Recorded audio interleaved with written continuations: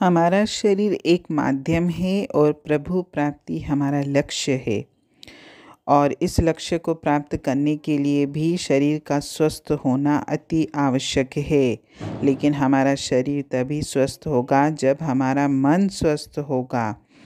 और मन को स्वस्थ रखने के लिए हमें सत्संग वाणियों से जुड़ना पड़ेगा, क्योंकि ये साधना ही हमारे जीवन को बदल सकती है और हमारे जीवन के संतापों को मिटा सकती है। सत्संग वाणियों से हमें निज आनंद, आत्मा का आनंद, परमानंद, अखंड आनंद, केवल आनंद ही आनंद मिलेगा। सृष्टि का सृजन बहुत पुराना है।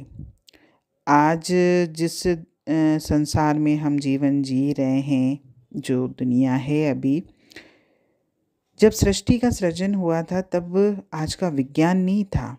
आज मानव ने विज्ञान के जरिए नए नए आविष्कार करके अपने जीवन को न जाने कितनी तकलीफ़ों से भर दिया, क्योंकि मनुष्य ने आविष्कार तो किए थे अपनी सुविधा के लिए। पता चला सुविधाएं तो कुछ न मिली, बल्कि उल्टे दुष्परिणाम ज़्यादा मिले हमको। जब से विज्ञान ने मानव जीवन में प्रवेश किया है, तब से धीरे धीरे हमारे शरीर के रोग बढ़ते जा रहे हैं। हमारे अंदर मानसिक तनाव बढ़ता जा रहा है, हमारी बुद्धि में भ्रम है, हमारे अहम में प्रेम का अभाव है, और ये सब चीज़ें बढ़ने लगी हैं और आज तो ये चरम सीमा पर हैं। और अब वह समय आ गया है कि हम कोई न कोई साधन अपनाकर अपने जीवन को, जो गलत रास्ते पर चल रहा है, उसको सही रास्ते पर लेके आएं।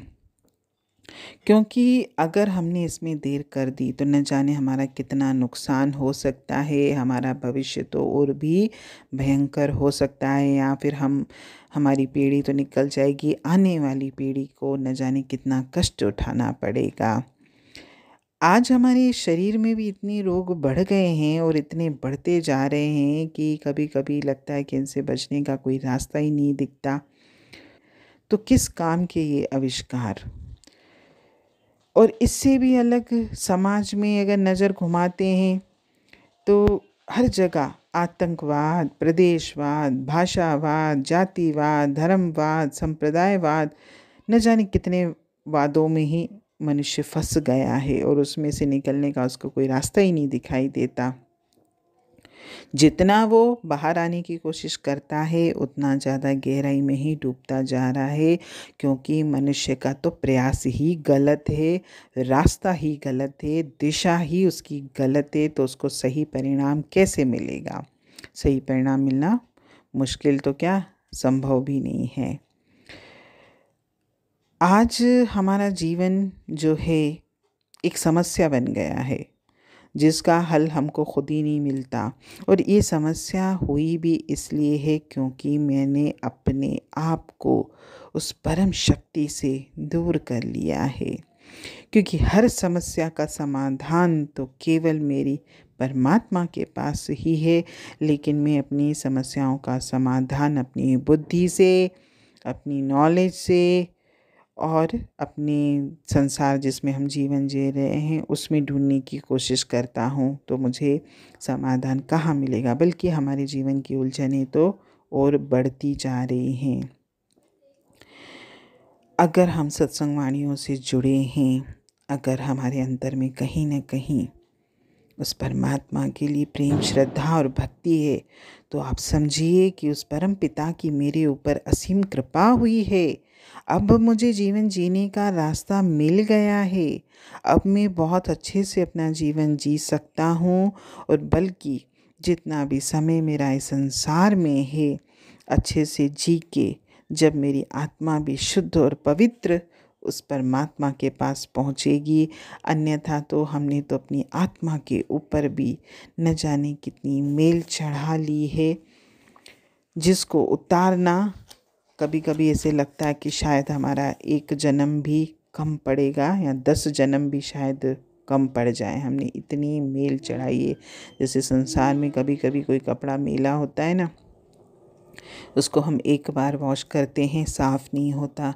हम दूसरी बार वॉश करते हैं, फिर भी साफ़ नहीं होता। फिर तीसरी बार करते हैं, आखिर हम थक जाते हैं, लेकिन वो कपड़ा साफ़ नहीं हो पाता। ऐसे हमारी आत्मा के ऊपर भी जन्मों जन्मों का मेल चढ़ता जा रहा है। मैं कब चेतूँगा, कब मैं इस चीज़ को समझूँगा कि सिर्फ़ ये अनमोल मनुष्य जन्म जो परमात्मा ने मुझे खुद को प्राप्त करने के लिए दिया था, ये अनमोल मनुष्य जन्म जो मेरी आत्मा पर कर्मों की मेल को हटा सकता है, लेकिन मैं उस मेल को हटाने के बजाय और मेल इकट्ठा करता जा रहा हूँ। न जाने मेरे को कितने जन्मों में ये मेल उतारने के लिए आना पड़ेगा, बार बार इस संसार में न जाने कितनी योनियों में मुझे भटकना पड़ेगा। आज भी अगर हम अपने मन में ये संकल्प लें कि हे परमात्मा, हम प्रार्थना करें उससे कि हे परमात्मा, मेरा मन तुझ में रमे, मैं तुझसे प्रेम करूं, मैं संसार से हटूं, संसार से मेरे मन में वैराग्य आए, मैं अपनी इंद्रियों का दमन करना सीखूं, मैं अपने मन को वश में करना सीखूं। मेरे ऊपर ये कृपा कर परमात्मा, मेरे ऊपर ये कृपा कर। हरि ओम।